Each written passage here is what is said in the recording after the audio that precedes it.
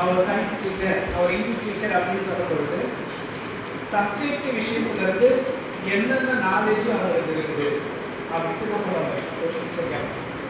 எடுத்துக்காட்டா ஒரு science teacher இருக்காங்கன்னு வச்சுக்கோங்க. அவங்ககிட்ட ஒரு கொஸ்டின் கேட்குறாங்க, இருக்கியா சயின்ஸ் ஸ்டூடெண்ட் ஸ்டாண்டர்ட் இல்லையா? அதுக்கு தான் கேட்குறோம், நீ சயின்ஸ் ஸ்டூடெண்ட் தான் ஓகேவா?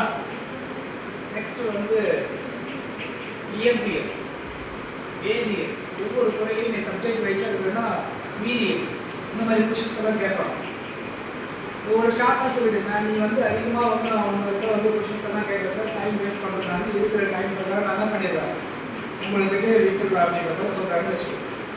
அறிவியல் என்ன சொல்லணும், சப்ஜெக்டில் என்ன விஷயம் இருக்குன்னு உள்ள போடுறது முடியாது.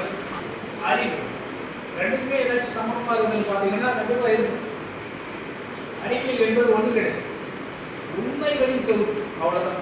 ஒரு உண்மை இருக்குது, அந்த உண்மையை நம்ம என்ன பண்ணுறோம், ரிசர்ச் பண்ணோம். ஒவ்வொரு அன்றாடம் என்ன சொன்னாங்க, அந்த உண்மைத்தன்மையை நிரூபிப்பது தான் கூறுகள் அப்படின்னு கேட்பாங்க. நம்ம என்ன சொல்லுவோம், சப்ஜெக்ட்ல இருந்து கொஸ்டின் கேட்கப்படுற கொஸ்டின்ஸ், இயற்பியல் இருக்கு, இயற்பியல் எதுக்கு அப்படின்னு கேட்குறாங்க.